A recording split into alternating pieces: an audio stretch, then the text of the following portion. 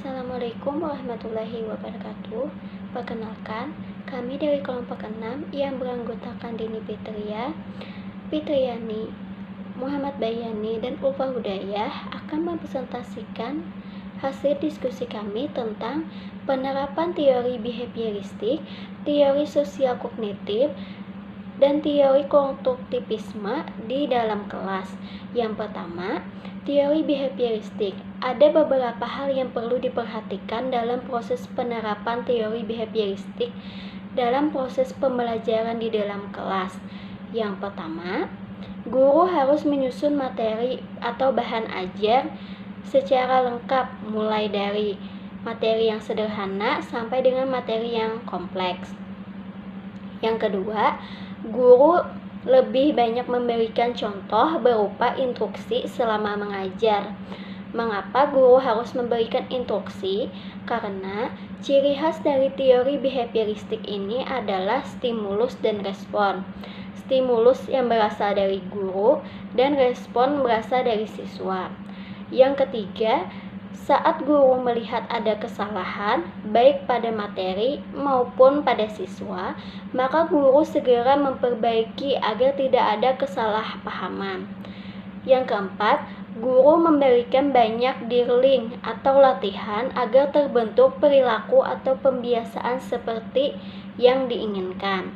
Yang kelima, evaluasi berdasarkan perilaku yang terlihat atau muncul dalam proses pembelajaran.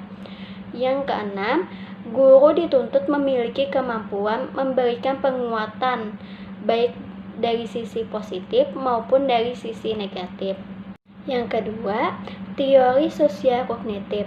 Penerapan teori kognitif sosial di dalam kelas yaitu di mana seseorang guru dapat menciptakan kondisi atau suasana yang riang atau menarik dengan memberikan materi pembelajaran yang bervariasi agar anak tidak bosan selama proses pembelajaran berlangsung.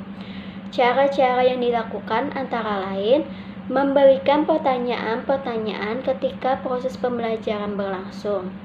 Yang kedua, mengerjakan latihan pada saat setiap kali akhir pembelajaran. Yang ketiga, pembentukan kelompok belajar. Yang keempat, menerapkan pembelajaran kontekstual, kooperatif, dan kolaboratif. Sekian penjelasan dari saya, akan dilanjutkan oleh teman saya. Baiklah, saya akan melanjutkan teori yang ketiga, yaitu teori konstruktivisme. Beberapa hal yang perlu diperhatikan saat menerapkan teori konstruktivisme dalam proses belajar mengajar, yakni yang pertama, saat mengajar sebaiknya memberikan kesempatan kepada murid agar dapat mengeluarkan pendapatnya dengan bahasa sendiri. Terus yang kedua, murid diberikan waktu atau kesempatan untuk menceritakan pengalamannya agar menjadi murid yang lebih kreatif dan imajinatif. Yang ketiga, lingkungan belajar mengajar harus kondusif agar murid bisa belajar dengan maksimal.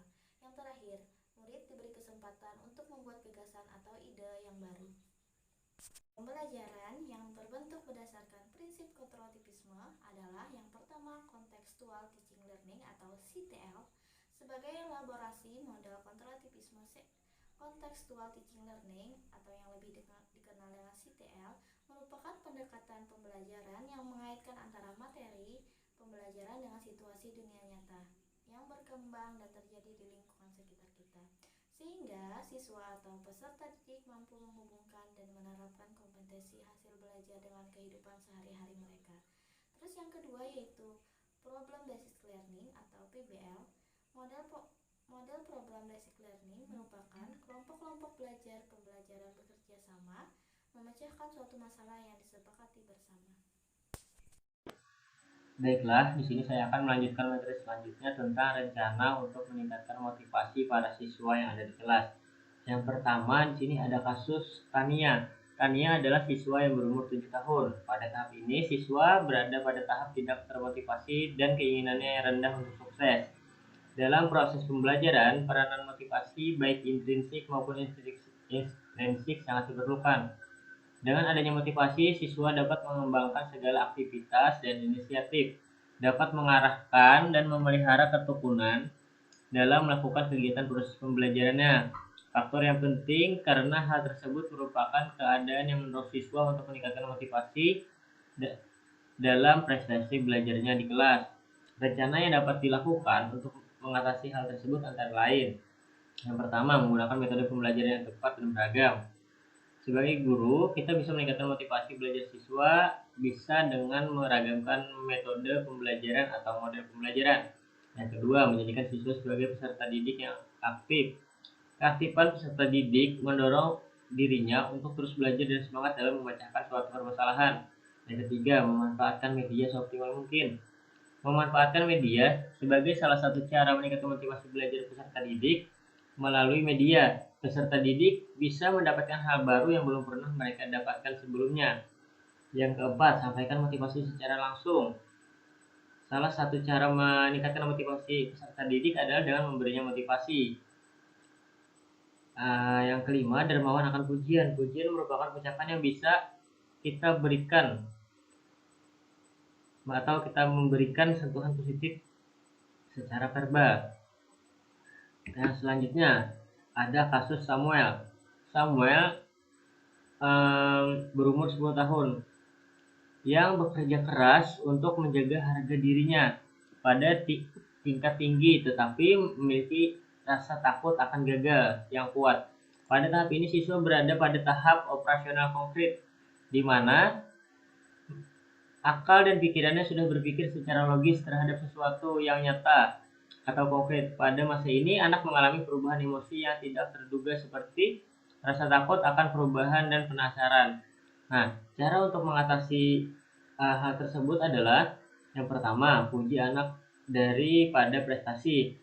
Di dalam proses pembelajaran, kita sebagai guru apresiasi dengan memuji berdasarkan usaha keras yang telah mereka lakukan terlepas apapun hasilnya. Yang kedua, dukung dan berikan motivasi yang baik kepada anak untuk tetap semangat mencapai hasil yang ia inginkan.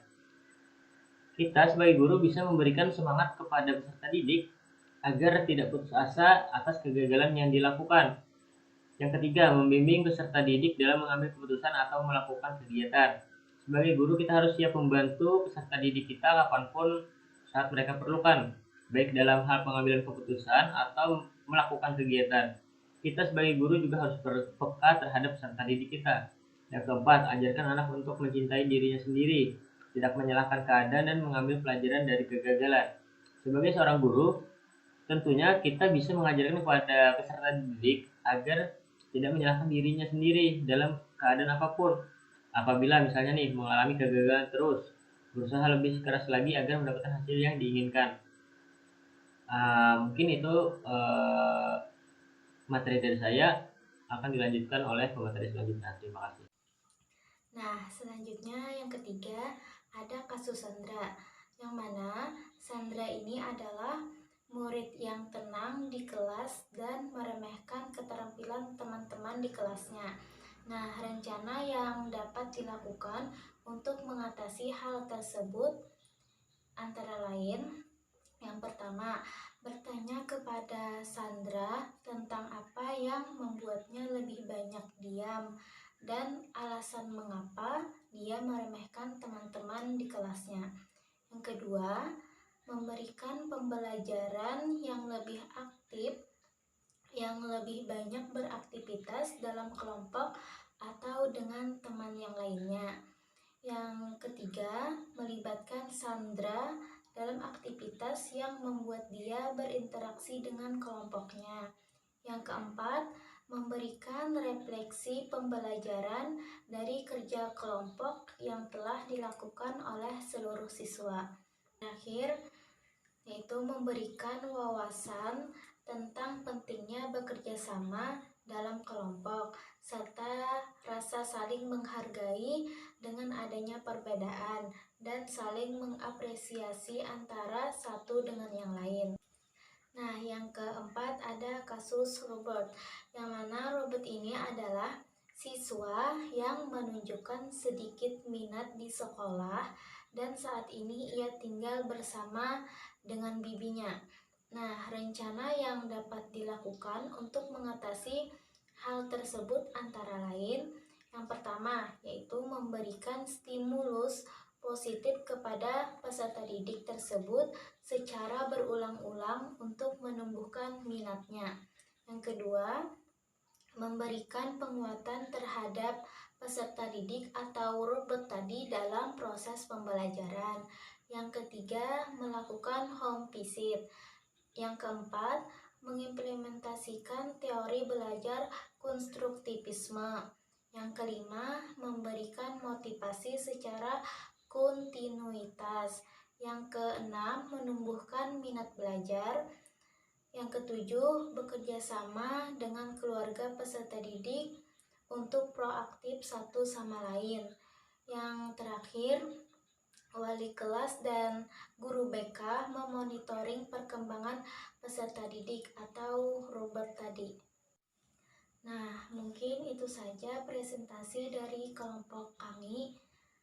Wassalamualaikum warahmatullahi wabarakatuh.